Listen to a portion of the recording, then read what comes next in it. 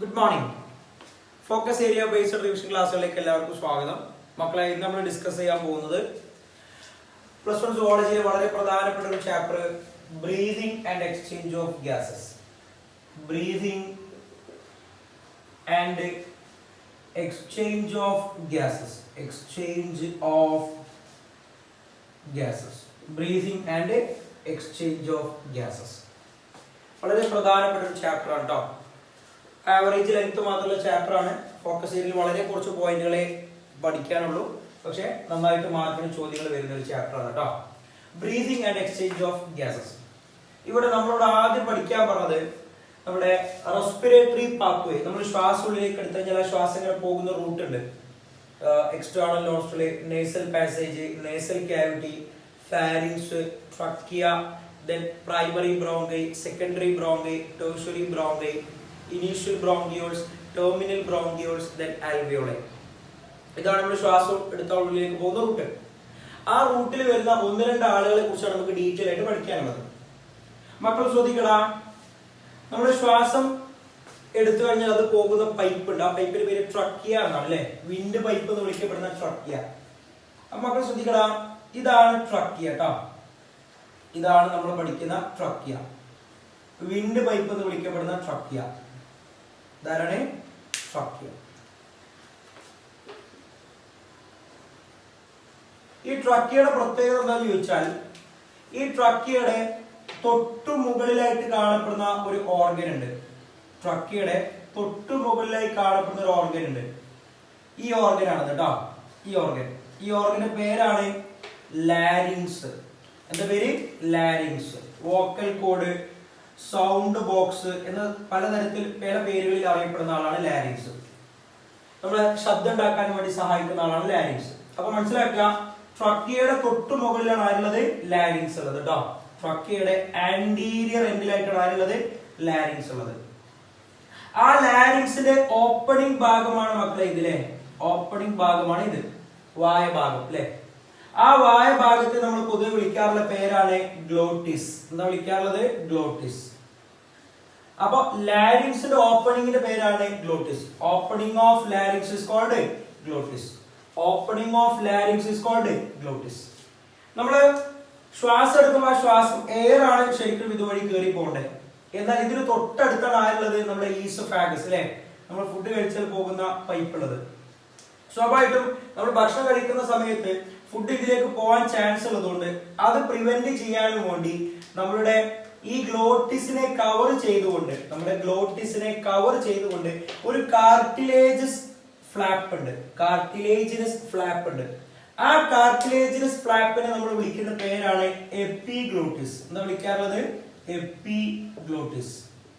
അപ്പോ ഗ്ലോട്ടിസ് എന്നുള്ള ഓപ്പണിംഗ് ഭാഗത്തെ അടച്ചു പിടിക്കാൻ കഴിവുള്ള ഒരു കാർട്ടിലേജിനസ് ഫ്ലാപ്പ്. എന്താണ്? ഒരു കാർട്ടിലേജിനസ് ഫ്ലാപ്പ്. ഫ്ലാപ്പ് എന്ന് വെച്ചാൽ അടപ്പ്. കാർട്ടിലേജിനസ് എന്ന് വെച്ചാൽ മേഡപ്പ് ഓഫ് കാർട്ടിലേജസ്. അപ്പൊ കാർട്ടിലേജ് കൊണ്ടുണ്ടാക്കിയ ഒരു അടപ്പുണ്ട്. ആ അടപ്പിനെ നമ്മൾ വിളിക്കുന്ന പേരാണ് എപ്പിഗ്ലോട്ടിസ്. ഇതാണ് നിങ്ങൾ ഫോക്കസ് ഏരിയ ബേസ് ചെയ്ത് ആദ്യം പഠിക്കേണ്ടത്. എന്താ പഠിക്കണ്ടേ? ട്രക്കിയുടെ തൊട്ടുമുകളിൽ കാണുന്ന ആളാണ് ആരെന്ന് പറയുന്നത്? ലാരിങ്സ് എന്ന് പറയുന്നത്. ലാരിങ്സിന്റെ ഓപ്പണിംഗ് ഭാഗമാണ് ഗ്ലോട്ടിസ്. ഗ്ലോട്ടിസിനെ കവർ ചെയ്യുന്ന കാർട്ടിലേജിനസ് ഫ്ലാപ്പ് ആണ് എപ്പിഗ്ലോട്ടിസ്. സെന്റൻസ് ആയിട്ട് നമ്മൾ എങ്ങനെയാണ് പറയാ? 2-3 വർഷങ്ങൾക്ക് മുന്നേ ചോദിച്ചിരുന്ന ഒരു ക്വസ്റ്റ്യൻ ഉണ്ട്. Opening of larynx is called dash which guarded by dash. ഇതായിരുന്നു ചോദ്യം. Opening of larynx is dash, അതാരാണ്? ഗ്ലോട്ടിസ് ആണ്. Which guarded by, which protected by dash, അതാരാണ്? എപ്പിഗ്ലോട്ടിസ്. Cartilaginous flap, epiglottis. ഇതാണ് ഫസ്റ്റ് പഠിക്കേണ്ട പോയിന്റ് കേട്ടോ. ദെൻ നമ്മുടെ ലങ്സിലേക്ക് വരിക. എടാ, നമ്മുടെ ലങ്സ് എടുത്തു കഴിഞ്ഞാലേ ഇതാണ് ഒരാളുടെ ലങ്സ് എന്ന് വിചാരിക്കട്ടോ. ഇതാണ് ഒരാളുടെ ലങ്സ്. ഈ ലങ്സിനെ പ്രൊട്ടക്ട് ചെയ്തുകൊണ്ട് അല്ലെ കവർ ചെയ്തുകൊണ്ട് ഒരു ഡബിൾ ലെയേർഡ് മെംബ്രെയിൻ ഉണ്ട്. നമ്മുടെ ലങ്സിനെ കവർ ചെയ്തുകൊണ്ട് ഒരു ഡബിൾ ലെയേർഡ് മെംബ്രെയിൻ ഉണ്ട്. ഇങ്ങനെ ഒരു ഡബിൾ ലെയേർഡ് മെംബ്രെയിൻ ഉണ്ട് കേട്ടോ. ഒരു ഡബിൾ ലെയേർഡ് മെംബ്രെയിൻ ഉണ്ട്. ഈ ഡബിൾ ലെയേർഡ് മെംബ്രെയിനെ നമ്മൾ വിളിക്കുന്ന പേരാണ് പ്ലൂറ. എന്താ വിളിക്കുക? പ്ലൂറ. അപ്പൊ ആരാണ് പ്ലൂറ എന്ന് ചോദിച്ചു കഴിഞ്ഞാല് double layered covering of lungs. ലങ്സിന്റെ ഡബിൾ ലെയേർഡ് കവറിംഗ് നമ്മൾ വിളിക്കുന്ന പേരാണ് പ്ലൂറ. ഈ രണ്ട് പ്ലൂറ ലെയറുകൾക്കിടയിൽ എന്തുണ്ട്? പ്ലൂറൽ ഫ്ലൂയിഡ് എന്ന് പറഞ്ഞൊരു ഫ്ലൂയിഡ് ഉണ്ട്. ആരാണ്? പ്ലൂറൽ ഫ്ലൂയിഡ് ഉണ്ട്. എന്തിനാണ് അവിടെ പ്ലൂറൽ ഫ്ലൂയിഡ് കൊടുത്തത്? ടു റെഡ്യൂസ് ഫ്രിക്ഷൻ, ഇവർക്കിടയിലുള്ള ഫ്രിക്ഷൻ റെഡ്യൂസ് ചെയ്യാൻ വേണ്ടിയിട്ടാണ്. ഓക്കെ, ഇതാണ് നമ്മൾ ഫോക്കസ് ഏരിയ ബേസ് ചെയ്ത് നോക്കുന്ന സമയത്ത് ആദ്യം പഠിക്കേണ്ടത്. ട്രക്കിയുടെ മുകളിൽ വരുന്ന ലാരിങ്സ്, ലാരിങ്സിന്റെ ഓപ്പണിംഗ് ആയ ഗ്ലോട്ടിസ്, ഗ്ലോട്ടിസിനെ കവർ ചെയ്യുന്ന എപ്പിഗ്ലോട്ടിസ്, ദെൻ ലങ്സിനെ കവർ ചെയ്യുന്ന പ്ലൂറ. ഇത്രയും ഭാഗങ്ങളാണ് ആദ്യമായിട്ട് ഈ ഫോക്കസ് ഏരിയ എടുത്തു നോക്കുന്ന സമയത്ത് പഠിക്കാനുള്ളത് കേട്ടോ. ഓക്കെ, നെക്സ്റ്റ് അടുത്ത ടോപ്പിക്കിലേക്ക് പോകട്ടോ. അടുത്ത ടോപ്പിക്കാണ് മെക്കാനിസം ഓഫ് ബ്രീതിങ്. എന്താണ് mechanism of breathing? Mechanism of breathing. Okay, വളരെ പ്രധാനപ്പെട്ട അടുത്ത ഫോക്കസ് ഏരിയ ഹെഡിങ് ആണ് മെക്കാനിസം ഓഫ് ബ്രീതിങ്. എങ്ങനെയാണ് നമ്മൾ ശ്വാസം എടുക്കുന്നത്? ഇതിലെ എടാ, റെസ്പിറേഷൻ എന്നുള്ള ഒരു പ്രോസസ് എടുത്താൽ ആ റെസ്പിറേഷൻ എന്നുള്ള പ്രോസസ്സിന് രണ്ട് സ്റ്റെപ്പുകളാണുള്ളത്. ഒന്നാരാണ് ഇൻസ്പിരേഷൻ, അല്ലെ? എന്താണ് ഇൻസ്പിരേഷൻ എന്ന് പറഞ്ഞാല് ശ്വാസം ഉള്ളിലേക്ക് എടുക്കൽ, ഉച്ഛ്വാസം എന്നൊക്കെ നമ്മൾ മലയാളത്തിൽ പറയില്ലേ, ഇൻസ്പിരേഷൻ. രണ്ടെന്താണ് എക്സ്പിരേഷൻ, ശ്വാസം പുറത്തേക്ക് വിടൽ, അല്ലെ, എക്സ്പിരേഷൻ. അപ്പോ നമ്മുടെ റെസ്പിറേഷൻ എന്നുള്ള ഒരു പ്രോസസ് എടുത്താൽ അതിൽ രണ്ട് സ്റ്റെപ്പുകൾ വരുന്നുണ്ട്. ഒന്ന് ഇൻസ്പിരേഷൻ ആണ്, രണ്ട് എക്സ്പിരേഷൻ ആണ്. ശ്വാസം ഉള്ളിലേക്ക് എടുക്കലും ശ്വാസം പുറത്തേക്ക് വിടലും. മെക്കാനിസം ഓഫ് ബ്രീതിങ്ങിലെ ഹെഡിങ്ങിൽ നമുക്ക് പഠിക്കേണ്ടത് എങ്ങനെയാണ് ഇൻസ്പിരേഷൻ നടക്കുന്നത്, എങ്ങനെയാണ് എക്സ്പിരേഷൻ നടക്കുന്നതാണ്. ഓക്കെ, അതാണ് എക്സ്പ്ലെയിൻ ചെയ്യാൻ പോകുന്നത് കേട്ടോ. ഓക്കെ, എന്താണ് ഇൻസ്പിരേഷൻ എന്ന് പറഞ്ഞ പ്രോസസ്? എന്താ? ഇൻടേക്ക് ഓഫ് അറ്റ്മോസ്ഫിയറിക് എയർ ആണ്, അല്ലെ? ഇൻടേക്ക് ഓഫ് അറ്റ്മോസ്ഫിയറിക് എയർ, അന്തരീക്ഷ വായുവിനെ ഉള്ളിലേക്ക് എടുക്കുന്നതിന് നമ്മൾ വിളിക്കുന്ന പേരാണ് ഇൻസ്പിരേഷൻ. എന്നാൽ എന്താണ് expiration? Expelling of alveolar air, അല്ലെ? ആൽവിയോളിൽ കാണപ്പെടുന്ന എയറിനെ പുറന്തള്ളുന്നതിന് നമ്മൾ വിളിക്കുന്ന പേരാണ് നിശ്വാസം അഥവാ എക്സ്പിരേഷൻ. റെഡി? എങ്ങനെയാണ് ഇൻസ്പിരേഷൻ നടക്കുന്നത്, എങ്ങനെയാണ് എക്സ്പിരേഷൻ നടക്കുന്നത്? ആ പ്രോസസ് ആണ് എക്സ്പ്ലെയിൻ ചെയ്യാൻ പോകുന്നത് കേട്ടോ. മക്കൾ ശ്രദ്ധിക്കടാ. അപ്പൊ ഇൻസ്പിരേഷൻ ആവുന്ന സമയത്ത് എയർ എവിടുന്ന് എവിടേക്കാണ് ഒഴുകണ്ടേ? മക്കൾ ശ്രദ്ധിക്കട്ടോ. Air flow. ഇൻസ്പിരേഷൻ ആവുന്ന സമയത്ത് എയർ ഫ്ലോ എങ്ങനെ ഇരിക്കണം? അറ്റ്മോസ്ഫിയറിന് എയർ ഉള്ളിലേക്ക് കയറി വരികയാണ് വേണ്ടത്, അല്ലെ? അപ്പൊ എയർ ഫ്ലോ എങ്ങനെയാണ് വേണ്ടത്? അറ്റ്മോസ്ഫിയറിൽ നിന്നും എവിടേക്കായിരിക്കണം? നമ്മുടെ ലങ്സിലേക്കായിരിക്കണം. അതിനാണ് നമ്മൾ ഇൻസ്പിരേഷൻ എന്ന് പറയുന്നത്, അല്ലെ? അറ്റ്മോസ്ഫിയറിക് എയർ നമ്മുടെ ലങ്സിലേക്ക് കയറി വരുന്നതിന് നമ്മൾ പൊതുവെ എന്തെന്ന് വിളിക്കാം? ഇൻസ്പിരേഷൻ എന്ന് വിളിക്കാം. പക്ഷെ ഒരു പ്രത്യേകത ഉണ്ട്. എയർ ആണല്ലോ, എയർ പൊതുവെ കോൺസെൻട്രേഷൻ കൂടിയ ഭാഗത്ത് നിന്ന് കോൺസെൻട്രേഷൻ കുറഞ്ഞ ഭാഗത്തേക്കാണ് ഫ്ലോ ചെയ്യുക. അങ്ങനെ ഒരു പ്രത്യേകത എയറിനുണ്ട്. നമ്മൾ കാറ്റൊക്കെ അങ്ങനെയാണ്. മർദ്ദം കൂടിയ ഭാഗത്ത് നിന്ന് മർദ്ദം കുറഞ്ഞ ഭാഗത്തേക്കുള്ള വായുവിന്റെ തിരശ്ചീന ചലനമാണ് കാറ്റ് എന്നാണ് ജിയോഗ്രഫിയിൽ സുലൈമാൻ മാഷ് പഠിപ്പിച്ചത്. മനസ്സിലായല്ലോ? അപ്പൊ പ്രഷർ കൂടിയ ഭാഗത്ത് നിന്ന് പ്രഷർ കുറഞ്ഞ ഭാഗത്തേക്ക് എയർ വരുള്ളൂ. അപ്പൊ അറ്റ്മോസ്ഫിയറിനാണ് ലങ്സിലേക്കാണ് എയർ വരേണ്ടത് പറഞ്ഞാൽ അതിൽ നിന്ന് നമുക്ക് മനസ്സിലായി ഈ ഒരു പ്രോസസ് നടക്കണമെന്നുണ്ടെങ്കിൽ, ഇൻസ്പിരേഷൻ ഉള്ള പ്രോസസ് നടക്കണമെന്നുണ്ടെങ്കിൽ അറ്റ്മോസ്ഫിയറിൽ എയറിന്റെ പ്രഷർ കൂടുതലും ലങ്സിൽ എയറിന്റെ പ്രഷർ കുറവായിരിക്കണം. ഇങ്ങനത്തെ ഒരു കണ്ടീഷനിൽ ഈ ഒരു പ്രോസസ് നടക്കുള്ളൂ. അപ്പൊ എനിക്ക് ഇൻസ്പിരേഷൻ ചെയ്യണം.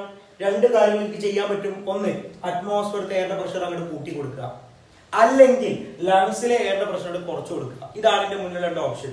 അറ്റ്മോസ്ഫിയറിക് എയറിന്റെ പ്രഷർ കൂട്ടാനോ കുറക്കാനോ എനിക്ക് കഴിയില്ല, കാരണം ഇതിന്റെ കയ്യിലുള്ള കാര്യമില്ല. അറ്റ്മോസ്ഫിയറിക് എയറിന്റെ പ്രഷർ ഒരിക്കലും എന്റെ കൺട്രോൾ ഉള്ളതല്ല, അപ്പൊ അത് കൂട്ടാൻ കൊണ്ട് കഴിയില്ല.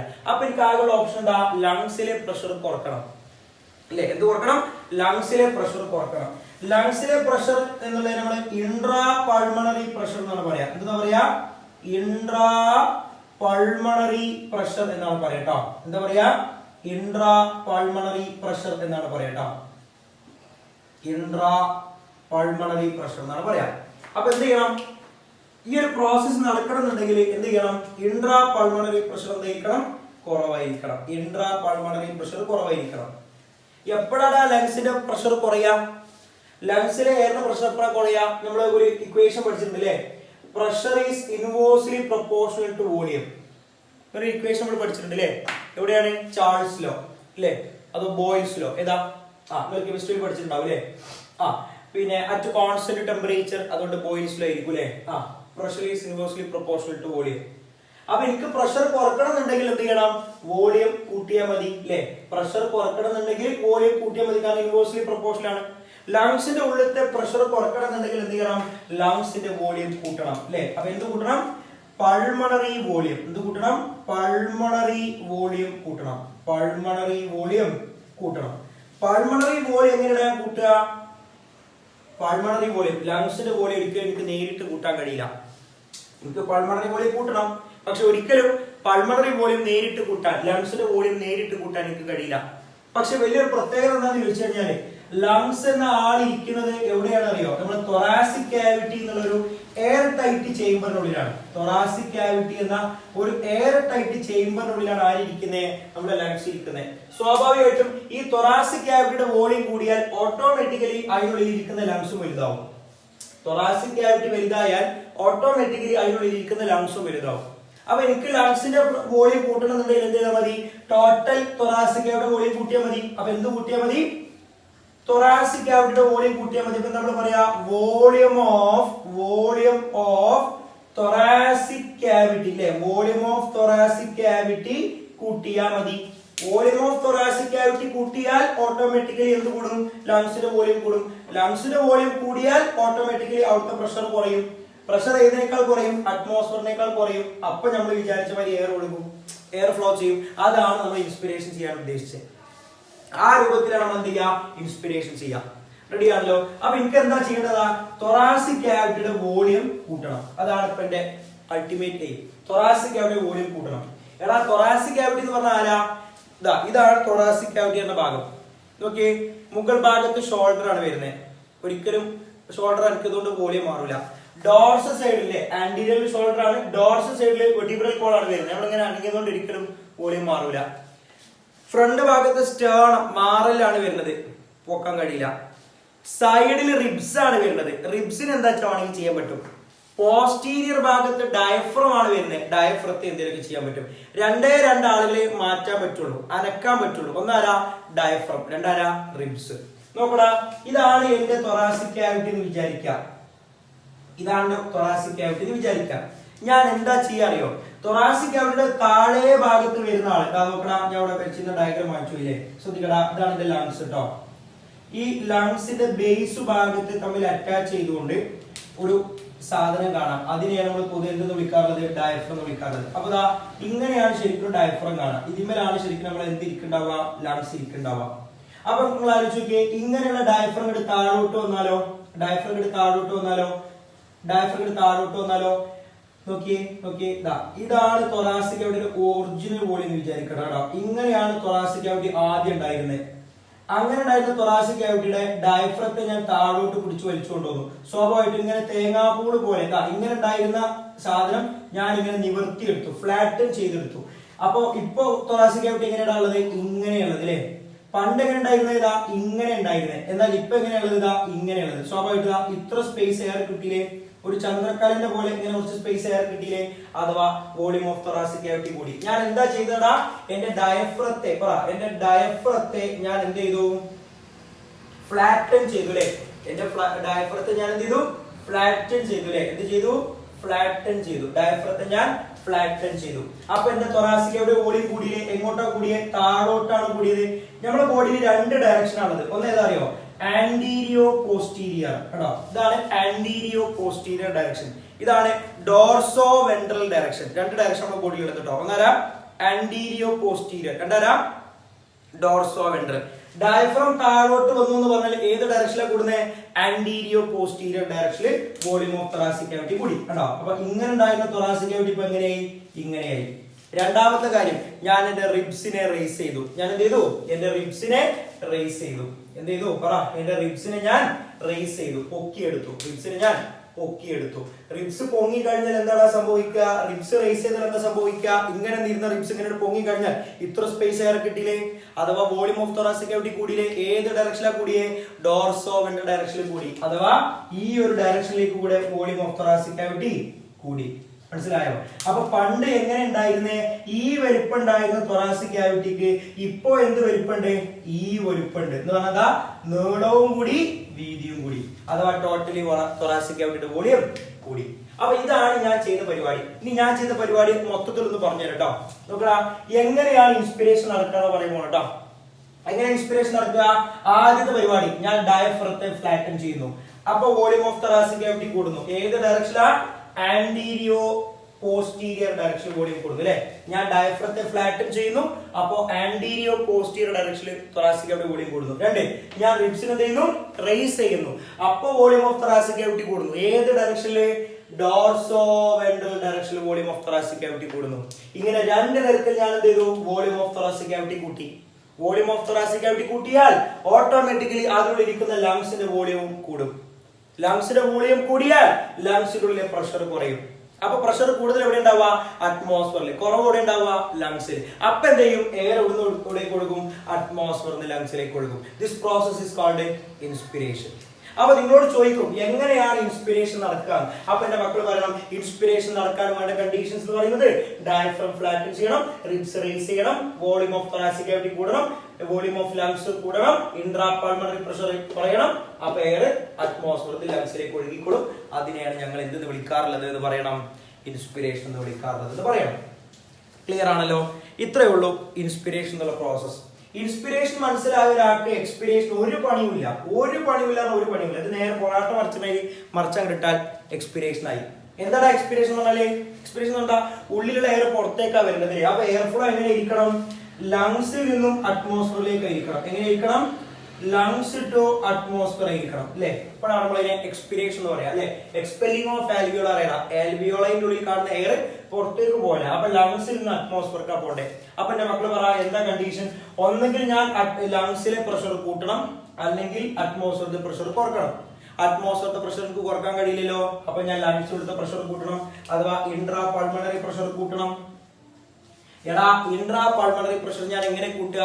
പ്രഷർ കൂട്ടാൻ ഞാൻ എന്ത് ചെയ്യണം? വോളിയം കുറക്കണം അല്ലെ? അഥവാ വോളിയം ഓഫ് ലങ്സ് അഥവാ പൾമണറി വോളിയം കുറക്കണം, ലങ്സിന്റെ വോളിയം കുറക്കണം. പക്ഷെ ലങ്സിന്റെ വോളിയം നേരിട്ട് കുറക്കാൻ കഴിയോ? ഇല്ല. പകരം എന്ത് ചെയ്താൽ മതി? ലങ്സ് ഇരിക്കുന്ന thoracic cavity വോളിയം കുറച്ചാൽ മതി, വോളിയം ഓഫ് thoracic cavity കുറച്ചാൽ മതി. എടാ, എങ്ങനെയാ ഞാൻ വോളിയം ഓഫ് thoracic cavity കുറക്കുക? ഒന്ന്, ഫ്ലാറ്റൻ ചെയ്തിരിക്കുന്ന റിബ്സിനെ പഴയ പോലെ തന്നെ ഫ്ലാറ്റൻ ചെയ്തിരിക്കുന്ന ഡയഫ്രത്തെ പഴയ അവസ്ഥയിലേക്ക് കൊണ്ടുവരിക, അഥവാ ഡയഫ്രത്തെ കൊണ്ടും റിലാക്സ്ഡ് സ്റ്റേറ്റിലേക്ക് കൊണ്ടുവരിക. രണ്ടാമത്തെ, പൊങ്ങിയിരിക്കുന്ന റിബ്സിനെ താഴ്ത്തുക, ഡൗൺ ആക്കുക. കണ്ടോ? ഡൗൺ ആക്കുക. അപ്പൊ എന്ത് ചെയ്യടാ? Totally volume of thoracic cavity കുറയും അല്ലെ? ഡയഫ്രത്തെ പഴയ അവസ്ഥയിലേക്ക് കൊണ്ടുവരുന്നു. ദെൻ റിബ്സിനെ ഡൗൺ ആക്കുന്നു. ഇവിടെ ഉണ്ടായിരുന്ന ഡയഫ്രം കേറി വരുന്നു. അപ്പൊ നീളം കുറഞ്ഞില്ലേ? ദെൻ പൊങ്ങിയിരുന്ന റിബ്സ് താഴ്ന്നു. അപ്പൊ വീതിയും കുറഞ്ഞില്ലേ? നീളം കുറഞ്ഞു, വീതിയും കുറഞ്ഞു. അഥവാ വോളിയം ഓഫ് thoracic cavity കുറഞ്ഞു. വോളിയം ഓഫ് thoracic cavity കുറഞ്ഞാൽ ഓട്ടോമാറ്റിക്കലി അതിനുള്ളിരിക്കുന്ന ലങ്സിന്റെ വോളിയവും കുറയും. ലങ്സിന്റെ വോളിയം കുറഞ്ഞാൽ അതിന്റെ പ്രഷർ കൂടും, അതിനുള്ളിലെ പ്രഷർ കൂടും. ഏതിനേക്കാൾ കൂടും? അറ്റ്മോസ്ഫിയറിനേക്കാൾ കൂടും. അപ്പൊ പ്രഷർ കൂടുതൽ എവിടെയിരിക്കും? ലങ്സിൽ. പ്രഷർ കുറവ് എവിടെയിരിക്കും? അറ്റ്മോസ്ഫിയർ. അപ്പൊ എയർ എവിടെ ഒഴുകുക? Lungs to atmosphere. That is what is called expiration. അപ്പൊ ഇതാണ് എന്താണ് ഇൻസ്പിരേഷൻ, എന്താണ് എക്സ്പിരേഷൻ എന്ന ചോദ്യത്തിന് ഉത്തരം. റെഡി ആണല്ലോ? അപ്പൊ ഇൻസ്പിരേഷൻ ആയിക്കോട്ടെ, എക്സ്പിരേഷൻ ആയിക്കോട്ടെ, ഇത്രയും ആളുകൾക്കാണ് മാറ്റം ഉണ്ടാവുന്നത്. എന്ത് തരം മാറ്റം ഉണ്ടാവുന്നതാണ് ഞാൻ ഈ രണ്ട് സൈഡിൽ കാണിച്ചിട്ടുള്ളത്. അത് അതേപോലെ തന്നെ പഠിച്ചു നോക്കട്ടോ. ഫോക്കസ് ഏരിയ പോയിന്റ് ആണ്. ജസ്റ്റ് എന്തെങ്കിലും എഴുതിയെടുക്കാണ്ട് എളുപ്പം എഴുതിയെടുക്കട്ടോ.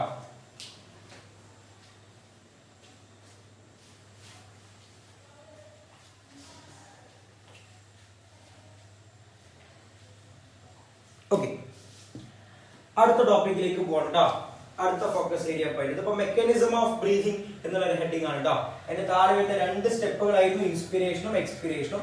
അത് രണ്ടും നമ്മൾ പറഞ്ഞു കേട്ടോ. റെഡി? നെക്സ്റ്റ് അടുത്ത ടോപ്പിക്കാണ് റെസ്പിറേറ്ററി വോളിയംസ്. റെസ്പിറേറ്ററി വോളിയംസ് എന്നൊരു ടോപ്പിക്കാണ് പഠിക്കാനുള്ളത് കേട്ടോ. Respiratory volumes. റെസ്പിറേറ്ററി വോളിയംസ് ടോപ്പിക്കിന്റെ ഹെഡിങ്ങിന്റെ പേരാണ് respiratory volumes. Respiratory volumes. Okay, listen. Respiratory volumes ഇതെന്താ സംഗതി? നമ്മൾ നേരത്തെ ഇൻസ്പിരേഷൻ എക്സ്പിരേഷൻ ഒക്കെ പറഞ്ഞല്ലോ. ആ സമയത്ത് എയർ ഉള്ളിലേക്ക് എടുക്കാറുണ്ട്, പുറത്തേക്ക് വിടാറുണ്ട്. ഈ സമയത്തൊക്കെ എത്ര എയർ അതിൽ പങ്കെടുക്കും? എത്ര എയർ ഉള്ളിലേക്ക് കയറി വരും? എത്ര എയർ പുറത്തേക്ക് പോകും? ഏതൊക്കെ തരത്തിൽ ശ്വാസം ഉള്ളിലേക്ക് എടുക്കാം, ഏതൊക്കെ തരത്തിൽ ശ്വാസം പുറത്തേക്ക് വിടാം, ഇതിനൊക്കെ കുറിച്ച് പറയുന്നത്. ആ സമയത്തൊക്കെ ഉണ്ടാകുന്ന എയറിന്റെ അളവുകളെ കുറിച്ച് പറയുന്ന ഒരു ടോപ്പിക്കാണ് റെസ്പിറേറ്ററി വോളിയംസ്. ശ്വാസം എടുക്കുമ്പോഴും ശ്വാസം പുറത്തേക്ക് വിടുമ്പോഴൊക്കെ ഏത് അളവിലാണ് എയർ കയറുകയും ഇറങ്ങുകയൊക്കെ ചെയ്യുന്നത്, അതിനെ കുറിച്ച് ഡിസ്കസ് ചെയ്യുന്ന ഒരു ടോപ്പിക്കാണ് റെസ്പിറേറ്ററി വോളിയംസ്. 9 റെസ്പിറേറ്ററി വോളിയംസ് ആണ് NCERT പറയുന്നത്. 9 റെസ്പിറേറ്ററി വോളിയംസ്. അതിലെ ബേസിക് ആയ 4 ആ 4 മിക്സ് ചെയ്തുണ്ടാക്കി 5. അങ്ങനെ ടോട്ടൽ 9 NCERT ഉള്ളത്. പക്ഷെ 2 നമുക്ക് ഫോക്കസ് ഏരിയയിൽ പിടിക്കാനുള്ളൂ. ഒന്ന് ആരാണ്? Tidal volume. ഒന്നാമത്തെ ആരാണ്? Tidal volume. ഇതാണ് ഏറ്റവും ബേസിക് ആയ വോളിയം കേട്ടോ, ടൈഡൽ വോളിയം. ഇനി എന്താണ് ടൈഡൽ വോളിയം? സംഗതി ഇത്രയേ ഉള്ളൂ. ഇപ്പൊ ഞാൻ നോർമലി കാര്യമായിട്ട് പണിയൊന്നും ഇല്ലാതെ ഇങ്ങനെ ഇരിക്കുകയാണ്. ആ ഇരിക്കുന്ന സമയത്ത് ഞാൻ ശ്വാസം ഉള്ളിലേക്ക് എടുക്കുമല്ലോ, ഞാൻ ശ്വാസം പുറത്തേക്ക് വിടുകയും ചെയ്യുമല്ലോ. അപ്പൊ ഞാൻ കാര്യമായ ബലമൊന്നും കൊടുക്കാതെ കൂളായിട്ട് ഇരുന്നിട്ട് ഞാൻ ഇങ്ങനെ ശ്വാസം ഇങ്ങനെ ഉള്ളിലേക്ക് വലിക്കുകയാണ്. അപ്പൊ ആ സമയത്ത് ഒരുപാട് എയറിന്റെ ഉള്ളിലേക്ക് കയറി വരുമല്ലോ. ആ അളവിനെ ഞാൻ വിളിക്കുന്ന പേരാണ് ടൈഡൽ വോളിയം. അപ്പൊ ഒരു നോർമൽ ഇൻസ്പിരേഷന്റെ സമയത്ത് എത്ര എയർ ഉള്ളിലേക്ക് കയറി വരും, അതിനെ വിളിക്കും ടൈഡൽ വോളിയം. അതേപോലെ തന്നെ ഞാൻ കൂളായിരുന്നിട്ട് ശ്വാസം ഇങ്ങനെ വിടുകയാണ്. ആ സമയത്ത് എത്ര എയർ പുറത്തേക്ക് പോയി, അതിന് ഞാൻ ടൈഡൽ വോളിയം എന്നാണ് വിളിക്കുക. അപ്പൊ നോർമൽ ഇൻസ്പിരേഷന്റെ സമയത്ത് ഉള്ളിലേക്ക് എടുക്കുന്നതോ അല്ലെങ്കിൽ നോർമൽ എക്സ്പിരേഷന്റെ സമയത്ത് പുറത്തേക്ക് വിടുന്നതോ ആയ എയർ, ആ അളവിനെ നമ്മൾ വിളിക്കുന്ന പേരാണ് ടൈഡൽ വോളിയം. അപ്പൊ എങ്ങനെ നമ്മൾ ഇംഗ്ലീഷിൽ പറയാ? ഇങ്ങനെയാണ് പറയാ, എമൗണ്ട് ഓഫ് എയർ. ഇങ്ങനെ പറയാട്ടോ, എമൗണ്ട് ഓഫ് എയർ, എത്രത്തോളം എയർ ഉണ്ട്, involved in A, amount of air involved in A normal inspiration, normal inspiration or expiration, or expiration, normal inspiration or expiration. ഇതാണ് അതിന് കൊടുക്കാവുന്ന സിമ്പിൾ ആയ ഡെഫിനിഷൻ ട്ടോ. അപ്പൊ എങ്ങനെയാണ് നമ്മൾ ടൈഡൽ വോളിയം പറയാ? amount of air involved in a normal inspiration or expiration അഥവാ normal expiration അതാണ് ഉദ്ദേശം ട്ടോ. അപ്പൊ നോർമൽ ശ്വാസം എടുക്കുമ്പോൾ എത്രയാണ് വലിച്ച്, അത് ടി വി ആണ്. എത്രയാണ് പുറത്തോട്ട്, അതും ടി വി ആണ്. മനസ്സിലായല്ലോ? സാധാരണഗതിയിൽ അത് എത്ര മില്ലി ഉണ്ടാവുക അറിയോ? 500 മില്ലി ലിറ്റർ ഉണ്ടാവുക, 500 മില്ലി ഉണ്ടാവുക. അപ്പൊ ഒരാൾ നോർമലി ശ്വാസം ഉള്ളിലേക്ക് എടുക്കുമ്പോൾ 500 മില്ലി ഉള്ളിലേക്ക് എടുക്കുക, നോർമലി വിടുമ്പോഴും 500 മില്ലിയാണ് പുറത്തേക്ക് വിടുക. ഇതാണ് 500 മില്ലി ലിറ്റർ എന്ന് പറയുന്ന കാരണം കേട്ടോ. അപ്രോക്സിമേറ്റ്ലി എടാ നമ്മൾ ഒരു മിനിറ്റിൽ ഏകദേശം 12 മുതൽ 16 തവണ റെസ്പിറേഷൻ നടത്തും അല്ലേ? 12 മുതൽ 16 തവണ റെസ്പിറേഷൻ നടത്തും അല്ലേ? ഇതാണ് ഒരു റെസ്പിറേഷൻ കേട്ടോ. ഒരു ഇൻസ്പിറേഷൻ ഒരു എക്സ്പിറേഷൻ കൂടി, ഇതാണ് ഒരു റെസ്പിറേഷൻ. അങ്ങനെ 12 മുതൽ 16 ഉണ്ടാവും. അപ്പോ ഒരു മിനിറ്റിലേക്ക് നമ്മൾ ഇത് കൺവേർട്ട് ചെയ്യുന്ന സമയത്ത് എത്ര ഉണ്ടാണ്? 12 × 500 എന്ന് വെച്ചാൽ എത്രയാണ്? 6000 എന്നാണ് അല്ലെ? അതേപോലെ 16 × 500 8000 എന്നാണ് അല്ലെ? അപ്പം ഇതാണ് ഒരു മിനിറ്റിലേക്കുള്ള അളവ് കേട്ടോ, ഒരു മിനിറ്റിലേക്കുള്ള അളവ്. 500 മില്ലിയാണ് നോർമലി ഒന്നിലുണ്ടാവുക. അങ്ങനെ ഒരു മിനിറ്റിലേക്ക് എടുക്കുന്ന സമയത്ത് 6000 to 8000 മില്ലി ലിറ്റർ ഉണ്ടായിരിക്കും. ഓക്കെ, ഇതാണ് ടൈഡൽ വോളിയം. നോർമൽ ഇൻസ്പിരേഷന്റെ സമയത്ത് ഉള്ളിലേക്ക് എടുക്കുന്നത്, അല്ലെങ്കിൽ നോർമൽ എക്സ്പിരേഷന്റെ സമയത്ത് പുറത്തേക്ക് വിടുന്നത്. റെഡി? ഇനി നെക്സ്റ്റ്, ഞാൻ നോർമലി എടുത്തു ടി വി, പക്ഷെ അതല്ലാതെ ഞാൻ ബലം കൊടുത്തിട്ട് എന്നാണ് വലിക്കുകയാണ്. ആ സമയത്ത് എത്ര എയർ ഉള്ളിലേക്ക് കയറി വരും, അതിന് നമ്മൾ ഇൻസ്പിരേറ്ററി റിസർവ് വോളിയം എന്നാണ് പൊതുവെ പറയാറുള്ളത്. ഇത് നമുക്ക് ഫോക്കസ് ഏരിയയിലില്ല.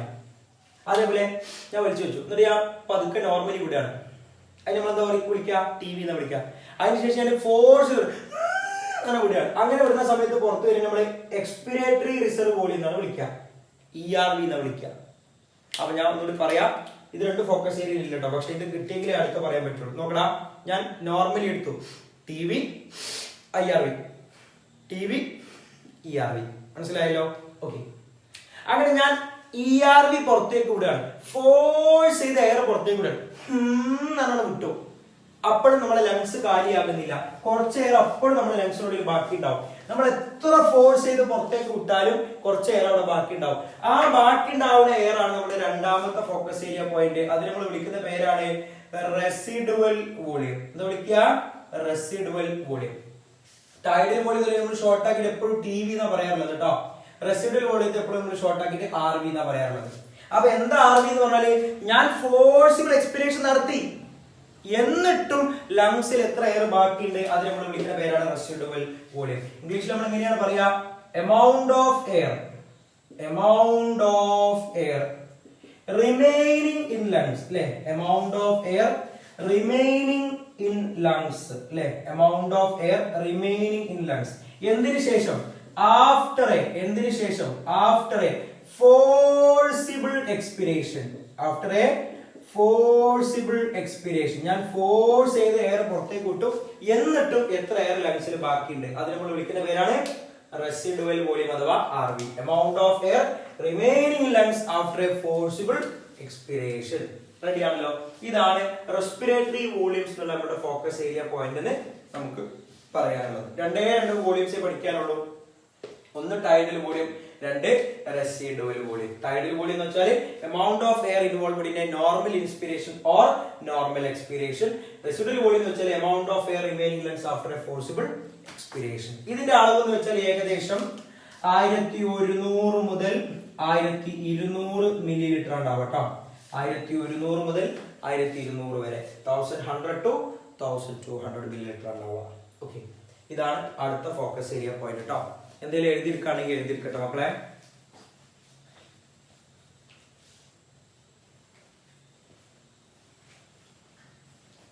ഓക്കെ, നമ്മള് അടുത്ത ടോപ്പിക്കിലേക്ക് പോകണം കേട്ടോ. അടുത്ത ടോപ്പിക്കിലേക്ക് പോണേ. ടോപ്പിക്കിന്റെ പേരാണ് ട്രാൻസ്പോർട്ട് ഓഫ് ഓക്സിജൻ. അതാണ് അടുത്ത ഫോക്കസ് ഏരിയ പോയിന്റ് കേട്ടോ. അതിനു മുന്നേ എങ്ങനെയാണ് ട്രാൻസ്പോർട്ട് നടത്തുന്നതിന് ജസ്റ്റ് ഒരു ബ്രീഫ് ഞാൻ പറയാം, എന്നിട്ടാണ് നമ്മൾ നേരെ ട്രാൻസ്പോർട്ട് ഓഫ് ഓക്സിജനിലേക്ക് കയറാം. മക്കൾ ശ്രദ്ധിക്കടാ. ഇപ്പൊ ഇതുവരെ നമ്മൾ ശ്വാസം എടുക്കുന്നതിനെ കുറിച്ച്, ശ്വാസം വിടുന്നതിനെ കുറിച്ചാണ് പറഞ്ഞല്ലേ. മക്കൾ ശ്രദ്ധിക്കടാ, ഞാൻ ശ്വാസം ഉള്ളിലേക്ക് എടുക്കണം. ആ എയർ നേരെ ഞാൻ നേരത്തെ പറഞ്ഞ പോലെ ഒരു റൂട്ട് പറഞ്ഞല്ലോ, റെസ്പിറേറ്ററി പാത്ത് പറഞ്ഞില്ല, അങ്ങനെ പോയി ലാസ്റ്റ് അത് ഇവിടെ എത്തുക ആൽവിയോളയിലാണ് എത്തല്ലേ. ആ ആൽവിയോളയാണ് ഇത് കേട്ടോ. ആ ആൽവിയോളയാണ് ഇത്. ആ ആൽവിയോളയാണ് ഇത്. ശ്രദ്ധിച്ചോളേ, ആൽവിയോളയാണ് ഇത്. ഇനി എന്താണ് അവിടുന്ന് സംഭവിക്കുന്നത്? ബാക്കി എന്താണ് അവിടെ സംഭവിക്കുന്നത്? ഈ ആൽവിയോളയിന് തൊട്ടടുത്തായിട്ട് ആരുണ്ടാവും? ബ്ലഡ് വെസൽസ് ഉണ്ടാവും അല്ലെ, കാപ്പിലറീസ് ഉണ്ടാവും. ലങ്സിൽ കാപ്പിലറീസ് നമ്മൾ പഠിച്ചിട്ടുണ്ടല്ലേ. എന്താ, ഹാർട്ട് നമ്മൾ പഠിച്ച സമയത്ത് 4 ചേംബറുകൾ ഉണ്ട് അല്ലെ. റൈറ്റ് വെൻട്രിക്കിൽ നിന്ന് നേരെ ആര് പുറപ്പെടുന്നുണ്ട്? Pulmonary artery പുറപ്പെടുന്നുണ്ട്. ഏതിലേക്ക് പുറപ്പെടുന്ന നമ്മൾ പറയുന്നേ? ലങ്സിലേക്ക് പുറപ്പെടുന്ന പറഞ്ഞത് അല്ലെ. ആ പൾമണറി ആർട്ടറി ബ്രാഞ്ച് ചെയ്തിട്ടുണ്ടായ കാപ്പിലറീസ് ഇതാ ആൽവിയോളയിന്റെ അടുത്തുണ്ടാവും. ഓക്കെ, ആൽവിയോളയിന്റെ അടുത്ത് ആ ആളുകൾ ഉണ്ടാവും. ഇനി മക്കൾ ശ്രദ്ധിച്ചോളിട്ടാ, ഇവിടെ ഇനി എന്താ സംഭവിക്കാൻ പോണെന്ന് ശ്രദ്ധിച്ചോളിട്ടാ. ഇതാ, അപ്പൊ നമ്മൾ ശ്വാസം ഉള്ളിലേക്ക് എടുത്തു അല്ലെ. ആ ഉള്ളിലേക്ക് എടുത്ത ശ്വാസത്തിൽ ആരുണ്ടാവും? ധാരാളം ഓക്സിജൻ ഉണ്ടാവും. ആ ഓക്സിജൻ നേരെ എന്ത് ചെയ്യുന്ന അറിയോ? ഈ ബ്ലഡിലേക്ക് ഡിഫ്യൂസ് ചെയ്യും കേട്ടോ. അങ്ങനെ ബ്ലഡിലേക്ക് ഡിഫ്യൂസ് ചെയ്യും. അങ്ങനെ ഓക്സിജൻ ബ്ലഡിലെത്തി. ആ ബ്ലഡിലെത്തിയ ഓക്സിജൻ ബ്ലഡിലൂടെ സഞ്ചരിക്കും കേട്ടോ. ബ്ലഡിലൂടെ പോകും. ബ്ലഡിലൂടെ ഒരാളാണ് അതിനെ കൊണ്ടുപോവുക. അത് നമുക്ക് ഈ ടോപ്പിക്കിൽ പറയാൻ കേട്ടോ. അങ്ങനെ കൊണ്ടുപോയി എവിടെ എത്തുന്ന അറിയോ? നമ്മുടെ ടിഷ്യൂസിന്റെ അടുത്തെത്തും. നമ്മുടെ ടിഷ്യൂ ആണ് കേട്ടോ. ടിഷ്യൂസിന്റെ അടുത്തെത്തും. അങ്ങനെ ടിഷ്യൂസിന്റെ അടുത്തെത്തുന്ന സമയത്ത് ആ ഓക്സിജനെ നേരെ ടിഷ്യൂസിന് കൊടുക്കും. ബ്ലഡ് ആ ഓക്സിജനെ ടിഷ്യൂസിന് കൊടുക്കും. അങ്ങനെ ടിഷ്യൂസിന് എന്തിനെ കിട്ടി? ഓക്സിജനെ കിട്ടി.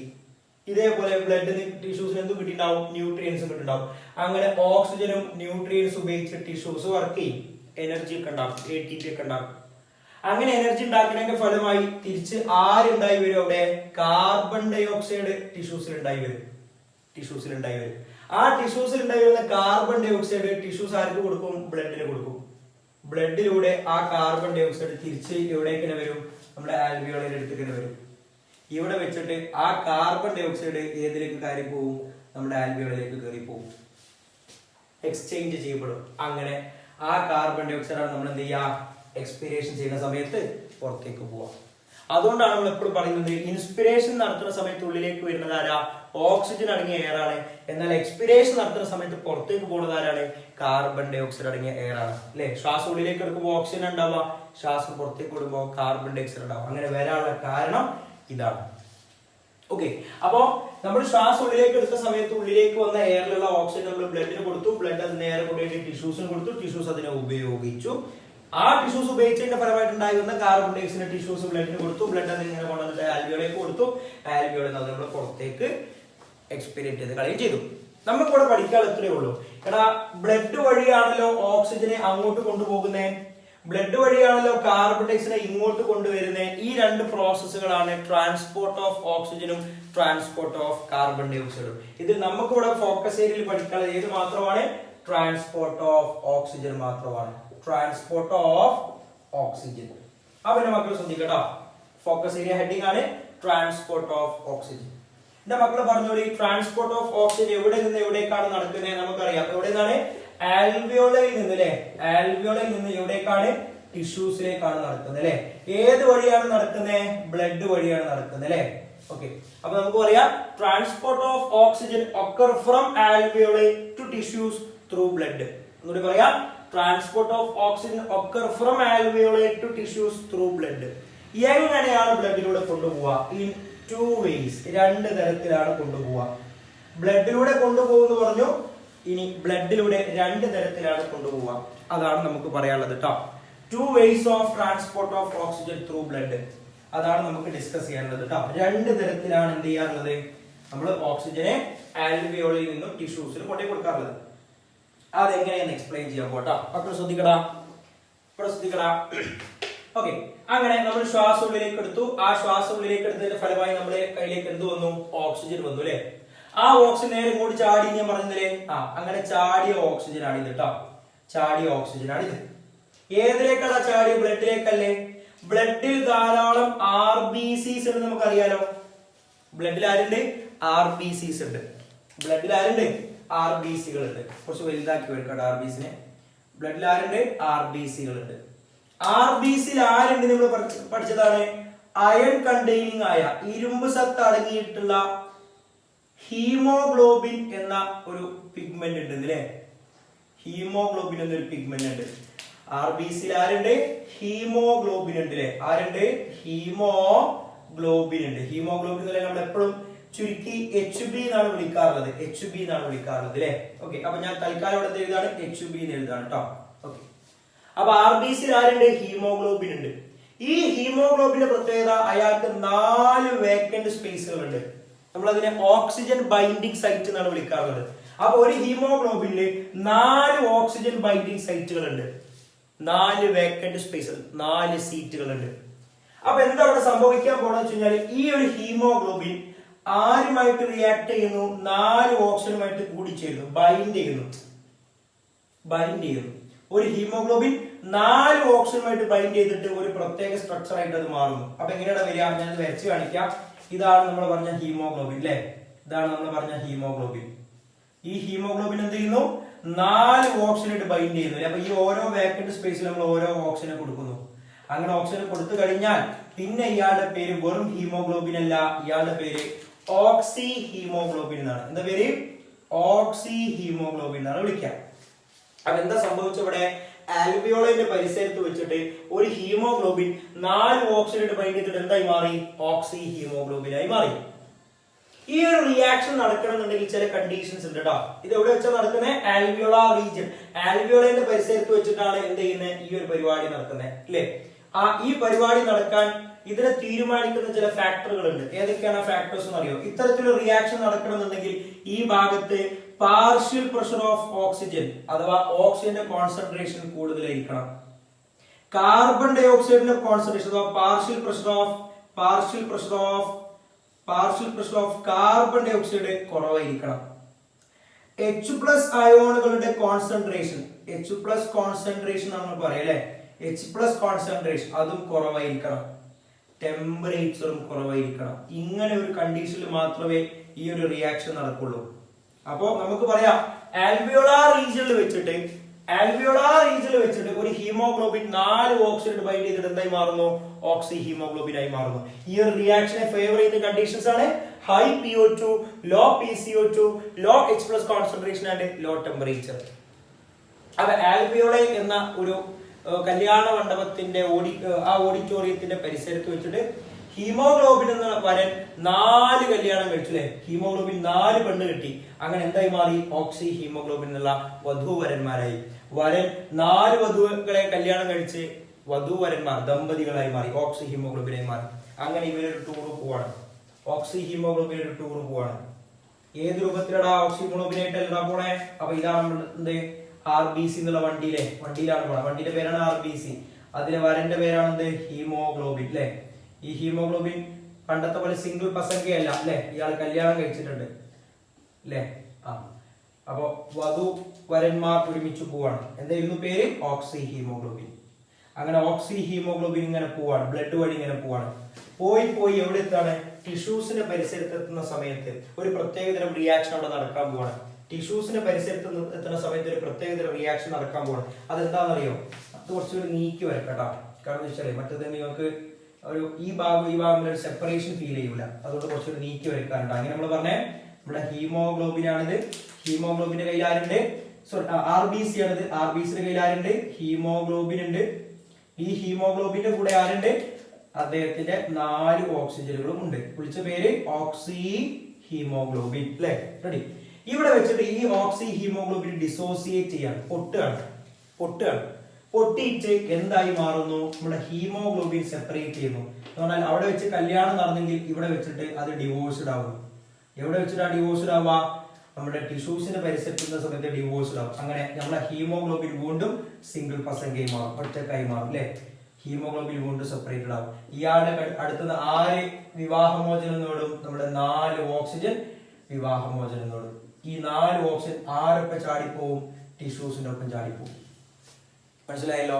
അപ്പൊ ചുരുക്കി പറഞ്ഞാൽ ഈ ഒരു ഭാഗത്ത് വെച്ചിട്ട് ഫോർമേഷൻ ഓഫ് ഓക്സി ഹീമോഗ്ലോബിൻ ആണെങ്കിൽ ഈ ഒരു ഭാഗത്ത് വെച്ചിട്ട് ഡിസോസിയേഷൻ ഓഫ് ഓക്സി ഹീമോഗ്ലോബിൻ ആണ്. ഇവിടെ വെച്ചിട്ട് formation of oxy haemoglobin, alveolar റീജിയനിൽ വെച്ചിട്ട് ഫോർമേഷൻ ഓഫ് ഓക്സി ഹീമോഗ്ലോബിൻ ആണെങ്കിൽ at the site of ടിഷ്യൂസിനടുത്ത് വെച്ചിട്ട് ഡിസോസിയേഷൻ ഓഫ് ഓക്സി ഹീമോഗ്ലോബിൻ ആണ് സംഭവിക്കുക.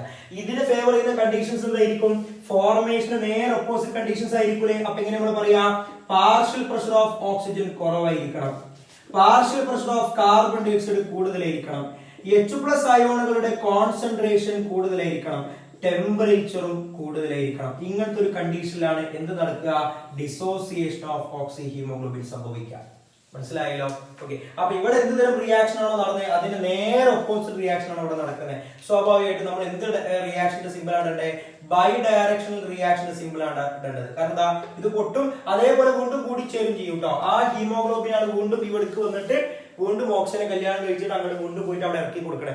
അപ്പൊ ഒരേ ഹീമോഗ്ലോബിൻ പലതവണ വർക്ക് ചെയ്യുന്നതുകൊണ്ട് ഫോർമേഷനും ഡിസോസിയേഷനും റിപ്പീറ്റഡ് ആയിട്ട് നടക്കും. അപ്പൊ അതുകൊണ്ട് നമ്മൾ എപ്പോഴും ഇവിടെ എന്ത് സിമ്പിൾ ആണ് കൊടുക്കേണ്ടത്? ബൈ ഡയറക്ഷണൽ റിയാക്ഷന്റെ സിമ്പിൾ ആണ് കൊടുക്കേണ്ടത്. റെഡി ആണല്ലോ? ഓക്കെ. അപ്പൊ നമുക്ക് പറയാം ട്രാൻസ്പോർട്ട് ഓഫ് ഓക്സിജൻ നടക്കുന്ന പ്രധാനപ്പെട്ട ഒരു രൂപം ഇതാണ്. 2 രൂപമുണ്ട്, അതിൽ പ്രധാനപ്പെട്ട രൂപം ഇതാണ്. ഇത് ഏത് രൂപത്തിലാണ് നടക്കുന്നത്? നമുക്ക് പറയാം ഇത് എന്ത് രൂപത്തിലാണ്? ഓക്സി ഹീമോഗ്ലോബിൻ എന്നുള്ള രൂപത്തിലാണ്. അപ്പൊ ട്രാൻസ്പോർട്ട് ഓഫ് ഓക്സിജൻ സംഭവിക്കുന്നത് പ്രധാനമായും ഏത് രൂപത്തിലാണ്? ഇൻ ദ ഫോം ഓഫ്, നമുക്ക് പറയാം ഇൻ ദ ഫോം ഓഫ് ഏത് ഫോമിലാണ്? Oxy haemoglobin. In the form of oxy haemoglobin. ഏത് ഫോമിലാണ്? In the form of oxy haemoglobin. എന്താണ് in the form of oxy haemoglobin എന്ന് ചോദിച്ചാൽ നമുക്ക് പറയാൻ പറ്റും. അതിന്റെ തൊട്ട് താഴെ എഴുതി കൊടുക്കുക ഒരു സെന്റൻസ്. അറ്റ് ആൽവിയോളാർ റീജിയൻ, ആൽവിയോളിന്റെ പരിസരത്ത് വെച്ചിട്ട് a haemoglobin bind with 4 oxygen molecules to form oxy haemoglobin under high PO2, low PCO2, low H+ concentration and low temperature. അതൊരു സെന്റൻസ്. തൊട്ടടുത്ത് രണ്ടാമത്തെ സെന്റൻസ് എഴുതി കൊടുക്കുക. അറ്റ് ദ സൈറ്റ് ഓഫ് ടിഷ്യൂസിന്റെ അടുത്ത് വെച്ചിട്ട് this oxy haemoglobin dissociates into haemoglobin and 4 oxygen molecules under low PO2, high PCO2, high H+ concentration and high temperature എന്നാണ് പറയുന്നതോടുകൂടെ നിങ്ങൾക്ക് ഇതിനുള്ള ഫുൾ മാർക്ക് കിട്ടും കേട്ടോ. ഇതാണ് in the form of oxy haemoglobin. Total ട്രാൻസ്പോർട്ടിന്റെ 97% നടക്കുന്നത് ഈ ഒരു തരത്തിലാണ് കേട്ടോ. 97% ഓക്സിജൻ ഈ ഒരു രൂപത്തിലാണ് ട്രാൻസ്പോർട്ട് ചെയ്യപ്പെടുന്നത് in the form of oxy haemoglobin. അപ്പൊ നമുക്ക് സംശയം ഉണ്ടാവും രണ്ടാമത്തെ രീതി ഏതാണ്? രണ്ടാമത്തെ രീതി പറഞ്ഞാൽ വെറും 3% മാത്രമേ വരുന്ന ഒരു സിമ്പിൾ മെത്തേഡാണ്. അതാണ് by directly dissolving in blood plasma. By directly dissolving in blood plasma. ബ്ലഡിന്റെ പ്ലാസ്മയിൽ നേരിട്ട് ഡിസോൾവ് ചെയ്തത് എന്ന് വെച്ചാൽ ബ്ലഡിന് പ്ലാസ്മ എന്നൊരു കോമ്പണന്റ് കൂടി ഉണ്ട് അല്ലെ. ആ പ്ലാസ്മയിലേക്ക് ആരും ഇറങ്ങി വരും? ഓക്സിജൻ ഇറങ്ങി വരും. എന്നിട്ട് ആ പ്ലാസ്മയിലൊക്കെ ഡിസോൾവ് ചെയ്യും. വെള്ളത്തിൽ പഞ്ചസാര ലയിക്കുന്നത് പോലെ പ്ലാസ്മയിൽ ഓക്സിജൻ അങ്ങോട്ട് ഡിസോൾവ് ചെയ്യും. എന്നിട്ട് ആ പ്ലാസ്മ അടങ്ങുന്ന ബ്ലഡ് അല്ലടാ ഇങ്ങോട്ട് വരിക. ആ പ്ലാസ്മയിൽ ആരുണ്ട്? RBC ഒക്കെ ഉണ്ട്. ആ RBCന്റെ കയ്യിൽ ഹീമോഗ്ലോബിൻ വേറെ ഉണ്ട്. അയാളിൽ ഹീമോഗ്ലോബിൻ ഉണ്ട്, ഹീമോഗ്ലോബിന്റെ അടുത്ത് ഓക്സിജൻ ഉണ്ട്. അത് വേറെ, അത് നിങ്ങളിവിടെ പറഞ്ഞു. മാത്രമല്ല പ്ലാസ്മയുടെ കയ്യിലും കുറച്ച് ഓക്സിജൻ ഉണ്ടാവും. ആ പ്ലാസ്മ ആ ഓക്സിജൻ കൊണ്ടിട്ട് ഇവിടെ ഇറക്കി കൊടുക്കും. ഇവിടുന്ന് ആ ഓക്സിജൻ ടിഷ്യൂസിലേക്ക് ചാടിപ്പോവുകയും ചെയ്യും. മനസ്സിലായല്ലോ? അതാണ് ഇൻ ദ എങ്ങനെ പറയുന്നത്? By directly dissolving in blood plasma. നേരിട്ട് ബ്ലഡിന്റെ പ്ലാസ്മയിൽ ലയിച്ചുകൊണ്ട്. എത്ര പെർസെന്റേജ് ആണ് ഉണ്ടാവുക? വെറും 3% ആണ് ഉണ്ടാവുക. ഇതാണ് ട്രാൻസ്പോർട്ട് ഓഫ് ഓക്സിജൻ വരുന്ന സെക്കൻഡ് വേ, രണ്ടാമത്തെ രീതി കേട്ടോ. ഓക്കെ. അപ്പൊ നമുക്ക് പറയാം ടോപ്പിക്കിന്റെ പേരാണ് ട്രാൻസ്പോർട്ട് ഓഫ് ഓക്സിജൻ. നമ്മൾ പറയുന്നു transport of oxygen occur from alveoli to tissues through blood in 2 ways. First way in the form of oxyhemoglobin around 97%. എന്താണത്? At alveolar region, a hemoglobin bind with 4 oxygen molecules to form oxyhemoglobin under high PO2, low PCO2, low H+ concentration and low temperature. But നമ്മൾ പറയുന്ന അടുത്ത sentence at the site of tissues, this oxyhemoglobin dissociates into hemoglobin and 4 oxygen molecules under low PO2, high PCO2, high H+ concentration and high temperature. Around 97% of oxygen are transported in this form. Second method ചോദിച്ചാൽ by directly dissolving in blood plasma, only 3%. Okay. പിന്നെ ഇവിടെ പ്രത്യേക NCERT പ്രത്യേക കാര്യം പറയുന്നുണ്ട്. 100 milliliter of colour മാറ്റി എഴുതട്ടോ. 100 milliliter of oxygenated blood ഉണ്ടെന്ന് വിചാരിക്കുക. 100 milliliter of oxygenated bloodന് ഏകദേശം 5 milliliter of oxygen ട്രാൻസ്പോർട്ട് ചെയ്യാൻ കഴിയും. എവിടുന്ന് എവിടേക്കാണ്? ആൽവിയോളിൽ നിന്ന് ടിഷ്യൂസിലേക്ക്. അപ്പൊ ആരോ ഓക്സിജനേറ്റ് ബ്ലഡ് എന്ന് പറഞ്ഞാൽ ഇങ്ങനെ ആൽവിയോളിൽ നിന്ന് ഓക്സിജൻ ചാടി വന്ന ബ്ലഡ്, അങ്ങനെ ഓക്സിജൻ കലർന്നിരിക്കുന്ന ബ്ലഡ്, അതിനെ നമ്മൾ എന്ത് വിളിക്കുക? ഓക്സിജനേറ്റഡ് ബ്ലഡ് എന്ന് വിളിക്കുക. 100 മില്ലി ഓക്സിജനേറ്റഡ് ബ്ലഡിന് എന്ത് ചെയ്യാൻ കഴിയും? 5 milliliter ഓഫ് ഓക്സിജനെ ടിഷ്യൂസിലേക്ക് ട്രാൻസ്പോർട്ട് ചെയ്യാൻ കഴിയും. റെഡിയാണോ? ഓക്കെ. 100 മില്ലി ഇങ്ങനെ പറയാം, every 100 milliliter of oxygenated blood can transport about 5 milliliter of oxygen എന്ന് പറയാം. ഓക്കെ, ഇതാണ് ഈ ട്രാൻസ്പോർട്ട് ഓഫ് ഓക്സിജൻ എന്നുള്ള ഭാഗത്തു നിന്നുള്ള ഫോക്കസ് ഏരിയ പോയിന്റ്. എഴുതിയെടുക്ക മക്കളെ. ഇനി ഇവിടെ ഒരു ഗ്രാഫിന്റെ കാര്യം പറയാനുണ്ട്. ട്രാൻസ്പോർട്ട് ഓഫ് ഓക്സിജനുമായി ബന്ധപ്പെട്ട് ഒരു ഗ്രാഫ് പറയാനുണ്ട്. അത് ശ്രദ്ധിക്കട്ടോ, വളരെ പ്രധാനപ്പെട്ട ഒരു ഗ്രാഫാണ്. ഈ ചാപ്റ്ററിന് ഏറ്റവും കൂടുതൽ തവണ റിപ്പീറ്റ് ചെയ്ത് ചോദിച്ചിട്ടുള്ള ചോദ്യം ഏതാണെന്ന് ചോദിച്ചാൽ അതാണ് ഇനി നെക്സ്റ്റ് നമുക്ക് പറയാനുള്ളത് കേട്ടോ. ഏതാണ്? ട്രാൻസ്പോർട്ട് ഓഫ് ഓക്സിജനുമായി ബന്ധപ്പെട്ടുള്ള ഒരു ഗ്രാഫ്. അതാ ഈ കണ്ടീഷനാണ് ഇത് വരുന്നത് കേട്ടോ. ഈ കണ്ടീഷൻ പ്രത്യേകം ഓർത്ത് വെച്ചോളൂ കേട്ടോ. ഈ കണ്ടീഷനാണ് നമ്മളവിടെ എക്സ്പ്ലെയിൻ ചെയ്യുക കേട്ടോ. അത് മായ്ച്ചാലും നിങ്ങളെ മനസ്സിൽ ഇതിങ്ങനെ തെളിഞ്ഞിരിക്കണം കേട്ടോ.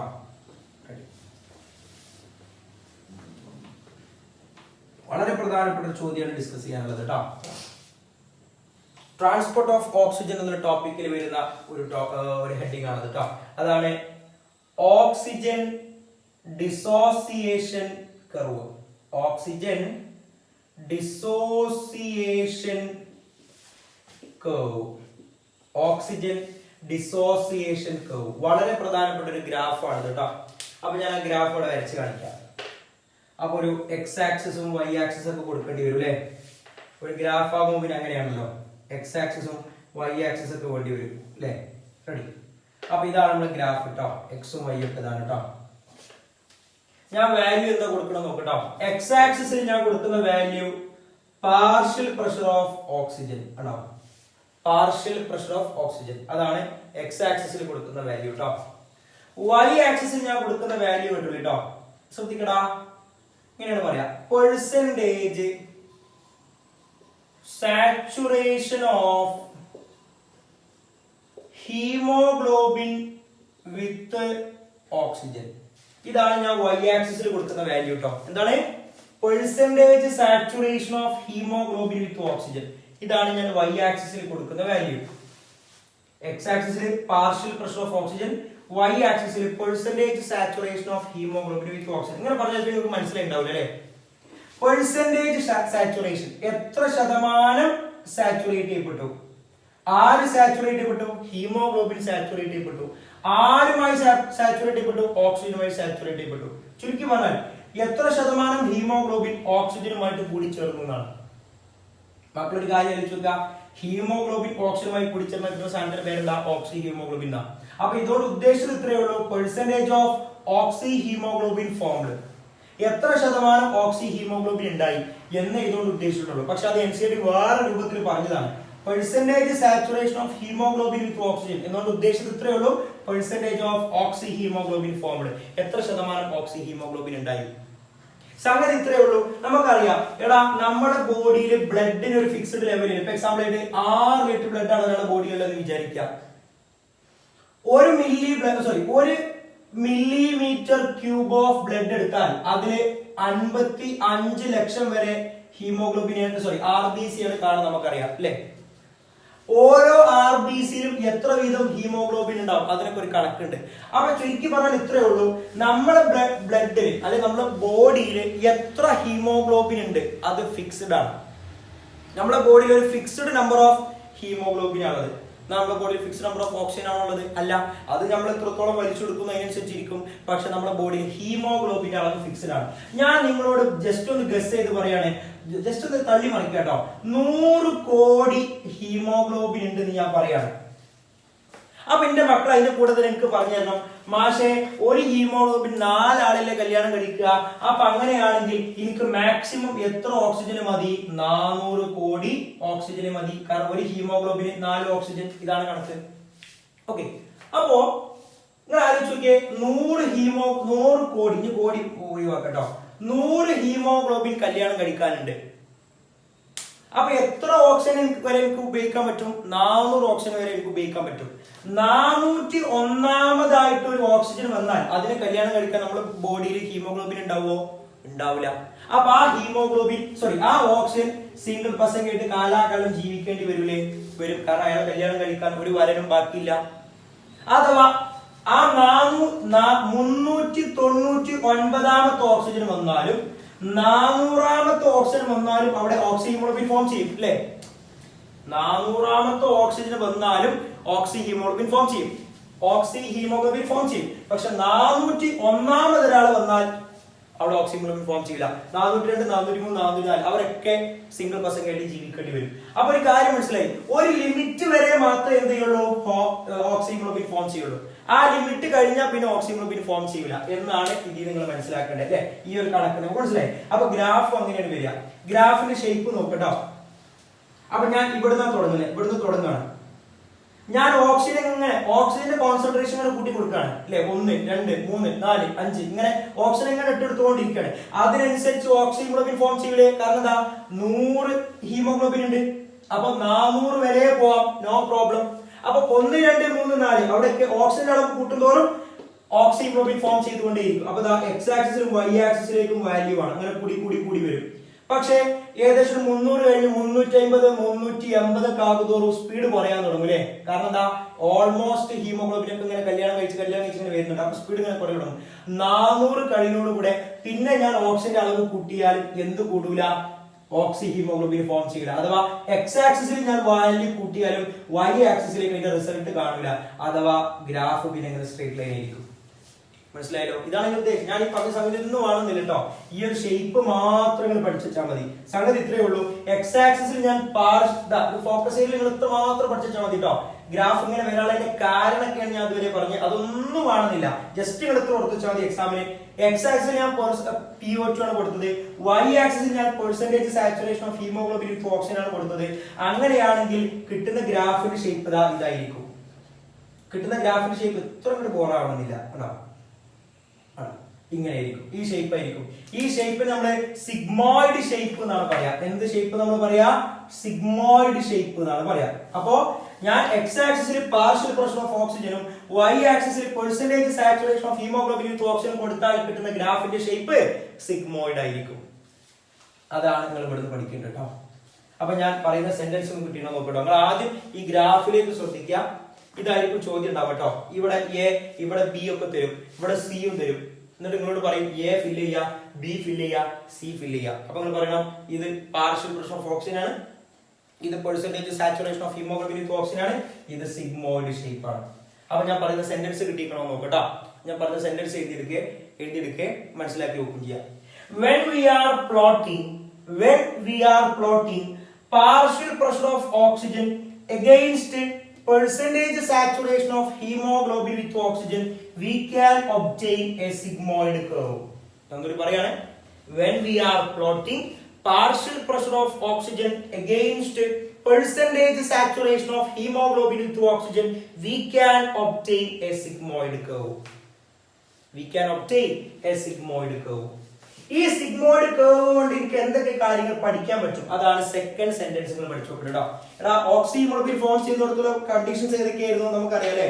Partial pressure of oxygen, partial pressure of carbon dioxide, H+ concentration, temperature. ഇത്രയും ആൾക്കാർക്കാണ് എഫക്ട് ഉള്ളത് അല്ലെ?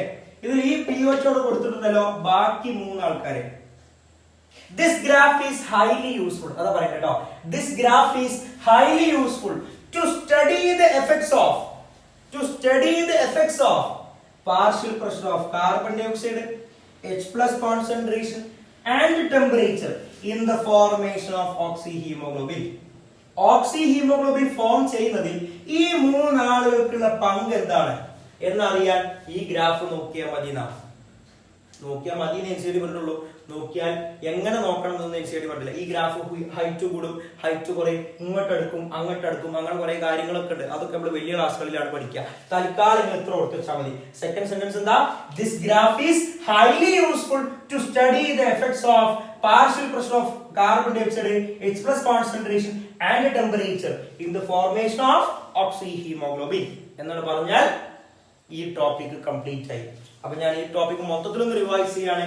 ഇതാണ് ഈ chapter the most repeated question topic, the most important topic. എന്താ പറയുന്നത്? Oxygen dissociation curve. ഇതാണ് ഈ ഗ്രാഫ് നിങ്ങളോട് ചോദിക്കും ഇതിന്റെ പേരെന്താണെന്ന്. ആദ്യത്തെ ക്വസ്റ്റ്യൻ അതായിരിക്കും ഈ ഗ്രാഫിന്റെ പേരെന്താണെന്ന്. അപ്പൊ പറയണം ഓക്സിജൻ ഡിസോസിയേഷൻ കർവ്. അപ്പൊ എന്നിട്ട് പിന്നെ ഈ ഗ്രാഫ് ഏതൊരു ഭാഗങ്ങളൊക്കെ ഫില്ല് ചെയ്യേണ്ടത് ഫില്ല് ചെയ്ത് കൊടുക്കണം. ഇനി സെന്റൻസ് ഇതാണ്. ഗ്രാഫ് ഇങ്ങനെ വരക്കാൻ ശരിക്കും പഠിച്ചു വെക്കട്ടോ. പിന്നെ സെന്റൻസ് ഇതാണ്. when we are plotting partial pressure of oxygen against percentage saturation of hemoglobin with oxygen, we can obtain a sigmoid curve.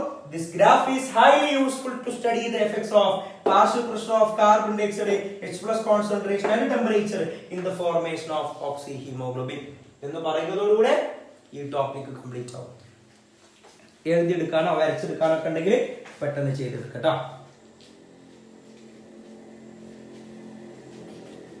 Last heading അതാണ് ഡിസോർഡേഴ്സ്. ലാസ്റ്റ് ഹെഡിങ് ആണ് ഡിസോർഡേഴ്സ്. റെസ്പിറേറ്ററി സിസ്റ്റവുമായി ബന്ധപ്പെട്ട് വരുന്ന ഡിസോർഡേഴ്സിനെ കുറിച്ചാണ് നെക്സ്റ്റ് നമുക്ക് ഡിസ്കസ് ചെയ്യാനുള്ളത് കേട്ടോ. മക്കൾ ശ്രദ്ധിക്കുക, ടോപ്പിക് ആണ് disorders of respiratory system.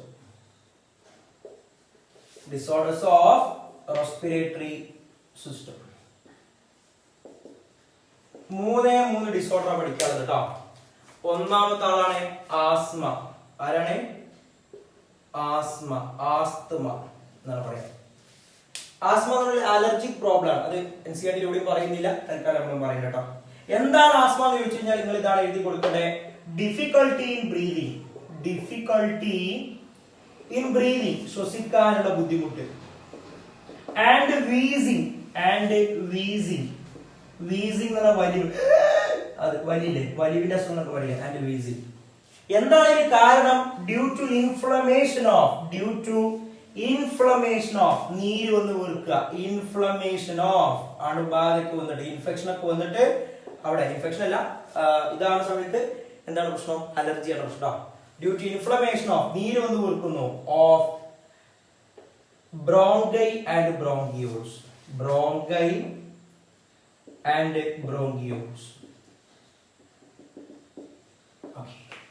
എടാ നമ്മൾ ട്രക്കി ഉണ്ടല്ലോ, ആ ട്രക്കി പിന്നെ എന്ത് ചെയ്യും? രണ്ട് ബ്രാഞ്ചിലെ ഡിവൈഡ് ചെയ്യും. ഇതിന് നമ്മൾ ബ്രോങ്കൈ, പ്രൈമറി ബ്രോങ്കൈ എന്ന് വിളിക്കുക. ഈ പ്രൈമറി ബ്രോങ്കൈയാണ് ശരിക്കും നമ്മൾ ലങ്സിനുള്ളിലേക്ക് കയറി പോകുന്നത്. എന്നിട്ട് എന്ത് ചെയ്യുന്നു?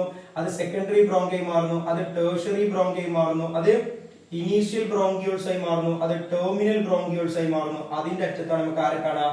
ആൽവിയോളിനെ കാണാം. അപ്പൊ ഈ കോലത്തിലാണ് എന്തുള്ളത്? നമ്മുടെ ലങ്സ് ഉള്ളത് കേട്ടോ. അപ്പൊ ഈ പൈപ്പുകൾക്കൊക്കെ ഒരു പ്രത്യേക ഡയമീറ്റർ ഉണ്ടാവും. ഇൻഫ്ലമേഷൻ വന്നിട്ട് ഇതിന്റെ ഉള്ളിലത്തെ വ്യാസം ഡയമീറ്റർ കുറയും. അപ്പൊ സ്വാഭാവികമായിട്ടും എയറിന് പോയി പാസ് ചെയ്യാനുള്ള ഗ്യാപ്പ് ഉണ്ടാവില്ല. സ്വാഭാവികമായിട്ടും ശ്വസിക്കാനുള്ള ബുദ്ധിമുട്ടുണ്ടാവും, വലിവുണ്ടാവും. ഇതിനെ നമ്മൾ എന്ത് വിളിക്കുക? ആസ്മ എന്ന് വിളിക്കുക കേട്ടോ. അപ്പൊ ആസ്മ എന്ന് പറയുന്നതാണ് difficulty in breathing and wheezing due to inflammation of bronchi and bronchioles എന്ന് പറയുന്നതോടുകൂടെ ആസ്മ എന്നൊരു അസുഖം കഴിഞ്ഞു കേട്ടോ. രണ്ടാമത്തെ അസുഖത്തിലേക്ക് വരിക, എംഫിസീമ. സെക്കൻഡ് ഡിസോർഡർ ആണ് എംഫിസീമ. എന്താണ് എംഫിസീമ കേട്ടോ? It caused due to cigarette smoking. ഇതിന് കാരണം എന്താണ്? Caused due to. ഇത് എന്തുകൊണ്ടാണ് ഉണ്ടാവുക? Cigarette smoking. ഇത് എന്തുകൊണ്ടാണ് ഉണ്ടാവുക? സിഗരറ്റ് സ്മോക്കിംഗ് കൊണ്ടാണ് ഉണ്ടാവുക. ഇനി എന്താണ് അവിടെ പ്രശ്നം? ഞാൻ പറയാം. ഇതാണ് ഉണ്ടാകുന്ന നമ്മുടെ ആൽവിയോളെ. ആൽവിയോളെ പഠിച്ചിട്ട് സ്ട്രക്ചറൽ ഓർഗനൈസേഷൻ ചാപ്റ്റർ സമയത്ത് സ്ക്വാമസ് എപ്പിത്തീലിയം ആണ് അല്ലെ. സ്ക്വാമസ് എപ്പിത്തീലിയം ആണ് ആൽവിയോളയ്ക്ക് ഉള്ളത്. സ്ക്വാമസ് എന്ന് പറഞ്ഞാൽ എന്താ, സിംഗിൾ എയ്ഡ് ആണ് അല്ലെ അല്ലടാ. സിമ്പിൾ എപ്പിത്തീലിയത്തിന് എക്സാമ്പിൾ ആണ് സ്ക്വാമസ്, ക്യൂബോയിഡൽ, കൊളംനാർ ഒക്കെ. അപ്പൊ അവിടെ സിംഗിൾ എയ്ഡ് ആയി ഒരു സെല്ലിന്റെ തിക്നെസ് ഉണ്ടാവുക അല്ലേ. സിഗരറ്റ് സ്മോക്ക് ചെയ്യുമ്പോൾ അതിൽ ആരുണ്ടാവും, ടാർ എന്നൊരു കോമ്പണന്റ് ഉണ്ട്.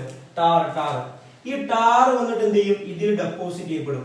ഈ ടാറിന് താങ്ങാനുള്ള ശേഷിയൊന്നും ആർക്കും ഉണ്ടാവില്ല, നമ്മുടെ ഈ ആൽവിയോളയ്ക്ക് ഉണ്ടാവില്ല. കാരണം ഒരു സിംഗിൾ എയർ ഓഫ് സെൽസ് കൊണ്ട് ഉണ്ടാക്കിയിരിക്കുന്ന, സ്വാഭാവികമായിട്ടും ആ ടാർ ഡെപ്പോസിറ്റ് ചെയ്യപ്പെടുന്നതോടുകൂടെ ഈ ആൽവിയോളയുടെ വോൾ അങ്ങോട്ട് പൊട്ടും.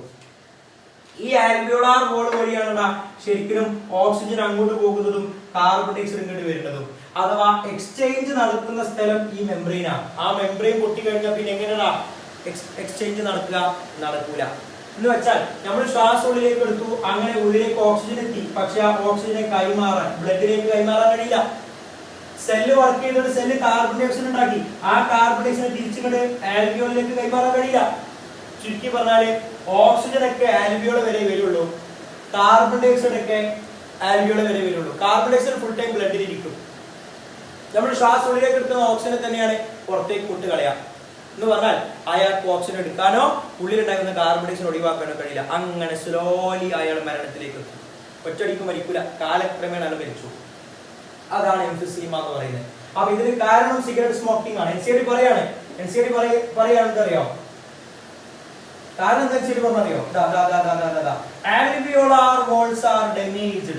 alveolar walls are damaged. alveolar walls are damaged. alveolar walls എന്ത് ചെയ്യുന്നു, ഡാമേജ്ഡ് ആകുന്നു.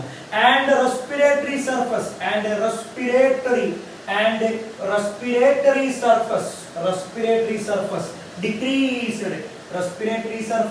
decreased. റെസ്പിറേറ്ററി സർഫസ് എന്ന് പറഞ്ഞാൽ എന്താ, ഈ എക്സ്ചേഞ്ച് സർഫസ് എന്നാട്ടോ. എക്സ്ചേഞ്ച് നടക്കാനുള്ള സ്ഥലം ഇല്ലാതായി പോകുന്നു. അതാണ് NCD പറഞ്ഞിരിക്കുന്നു. Caused due to cigarette smoking, alveolar walls are damaged and respiratory surface decreased. ഇതാണ് NCD രണ്ടാമത്തെ ഡിസോർഡർ ആയിട്ട് പറഞ്ഞത്. ഇനി മൂന്നാമത്തെ ഡിസോർഡർ അതാണ് occupational respiratory disorders. മൂന്നാണ് occupational respiratory disorders. occupational respiratory disorders. എന്താ അങ്ങനെ പറഞ്ഞാല് ശ്വസന സംബന്ധമായി ഉണ്ടാകുന്ന അസുഖം. പക്ഷെ ആ ശ്വസന സംബന്ധമായ അസുഖത്തിന് കാരണം എന്താ, നമ്മുടെ ജോലിയാണ്. അപ്പൊ ഒരാൾ ജോലി ചെയ്യുന്ന സാഹചര്യവുമായി ബന്ധപ്പെട്ട് അയാൾക്ക് ഉണ്ടാകുന്ന ശ്വാസകോശപരമായ അസുഖങ്ങൾ, അതാണ് occupational respiratory disorders. ഇതൊരു എക്സാമ്പിൾ ആണ് NCD പറഞ്ഞത്. അതാണ് ഫൈബ്രോസിസ്. എന്താണ് ഫൈബ്രോസിസ് എന്നുള്ള അസുഖം? ഇത്രയേ ഉള്ളൂ. proliferation of fibrous tissues.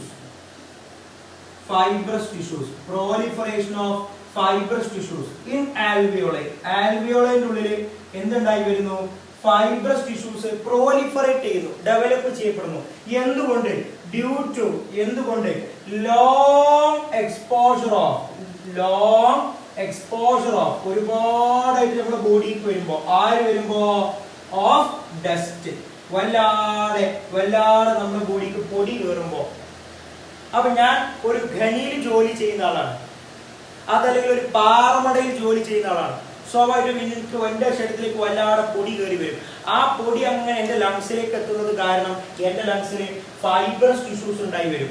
ആ ഫൈബ്രസ് ടിഷ്യൂസ് ഉണ്ടായി വരുന്ന അവസ്ഥ നമ്മൾ വിളിക്കുന്ന പേരാണ് ഫൈബ്രോസിസ്. ഞാൻ ജോലി ചെയ്യുന്ന സാഹചര്യത്തിൽ കിട്ടിയതാണ്. ഞാൻ ജോലി ചെയ്യുന്നത് പാറമടകളിലാണ് അല്ലെങ്കിൽ ഖനികളിലാണ്. അല്ലെങ്കിൽ ഡ്യൂറിങ് ഏത് സമയത്ത് മൈനിങ് ഖനികളിൽ ജോലി ചെയ്യുമ്പോൾ, ഓർ പിന്നെ റോക്ക് പാറകൾ ബ്രേക്കിംഗ്, പാറ പൊട്ടിക്കുമ്പോ അല്ലെങ്കിൽ മൈനിങ്ങിന്റെ സമയത്ത്, പാറകൾ പൊട്ടിക്കുന്ന സമയത്ത് അല്ലെങ്കിൽ മൈനിങ്ങിന്റെ സമയത്തൊക്കെ ഉണ്ടായി വരുന്ന പൊടി, ആ പൊടി വല്ലാതെ ശ്വസിക്കുന്നത് കാരണം എന്റെ ആൽവിയോളിനുള്ളിൽ ആരുണ്ടായി വരുന്ന അവസ്ഥ, ഫൈബ്രസ് ടിഷ്യൂസ് ഉണ്ടായി വരുന്ന അവസ്ഥ. അത് നമ്മൾ വിളിക്കുന്ന പേരാണ് ഫൈബ്രോസിസ്. എന്താ വിളിക്കുക? ഫൈബ്രോസിസ്. ഈ മൂന്ന് അസുഖങ്ങളാണ് നമുക്ക് ഇവിടെ പഠിക്കാനുള്ളത്. ഡിസോർഡേഴ്സ് ഓഫ് റെസ്പിറേറ്ററി സിസ്റ്റം എന്നുള്ളത് പഠിക്കാനുള്ളത്. ആസ്മ, എംഫിസീമ, ഒക്യുപേഷണൽ റെസ്പിറേറ്ററി ഡിസോർഡേഴ്സിന് എക്സാമ്പിൾ ആയിട്ട് വരുന്ന ഫൈബ്രോസിസ്. ഇതാണ് നമ്മുടെ simple and humble and beautiful ആയ chapter breathing and exchange of gases. നമുക്കൊക്കെ എല്ലാ ടോപ്പിക്സും ഞാൻ ഈ വീഡിയോയിൽ പറഞ്ഞിട്ടുണ്ട്. കാര്യങ്ങളൊക്കെ ക്ലിയർ ആണെന്ന് വിചാരിക്കുകയാണ്. നോട്ട്സ് ഒക്കെ ഇതൊക്കെ ബോർഡിൽ എഴുതി തന്നിട്ടുണ്ട്. കൃത്യമായിട്ട് വായിച്ചു പഠിക്കുക, നന്നായിട്ട് മാർക്ക് സ്കോർ ചെയ്യുക. മറ്റൊരു ചാപ്റ്റർ വീണ്ടും കാണാം.